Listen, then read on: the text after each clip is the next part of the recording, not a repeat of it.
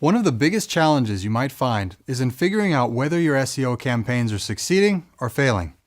SEO measurement not only involves the analysis of basic metrics like traffic resulting from organic search engines and specific keywords, but it also requires a holistic approach to measuring business outcomes and making adjustments based on data. If you've never paid attention to SEO before, there are some basic things you'll need to have checked off your list.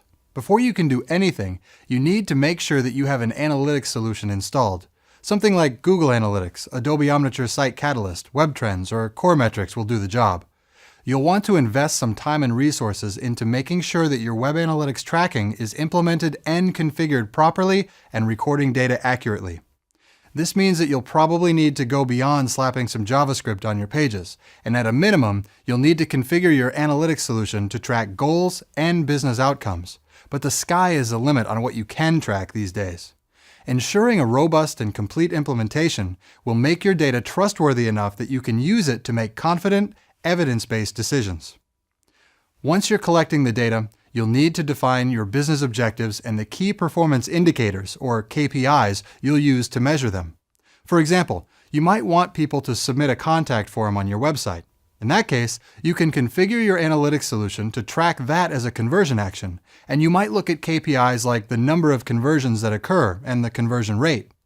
This is just one example, but remember, you'll have lots of goals for your website. And that means you'll have lots of KPIs to continually monitor and improve upon. You'll also want to establish some SEO-specific KPIs that can help you understand how your SEO efforts are paying off. Things like organic search traffic or visits to your website from search engines that are not generated by paid search but organic listings. Your total organic search traffic compared to a previous time frame, like month over month or year over year. Non-branded keyword searches, or searches where your brand or your business name was not part of the search term. And target keyword rankings, or how well you rank for each of your target keywords.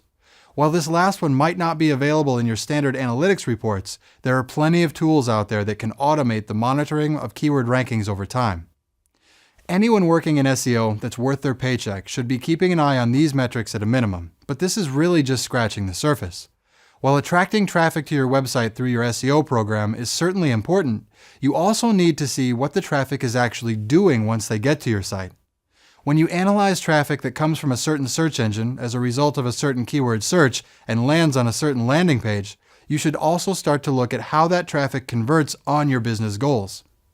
If you're in an e-commerce situation, then you should obviously be looking at things like revenue, average order values, and other transactional data. But even if you don't sell your products online, you've still got lots of things to track. You can look at leads that come in the form of newsletter subscribers, social followers, event or demonstration signups, driving directions to your brick and mortar store, contact forms, or anything else you can dream up.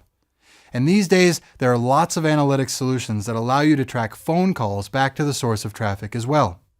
Make sure that you're measuring all of these important business goals so that you can look at the conversions and conversion rates from the traffic your SEO is generating.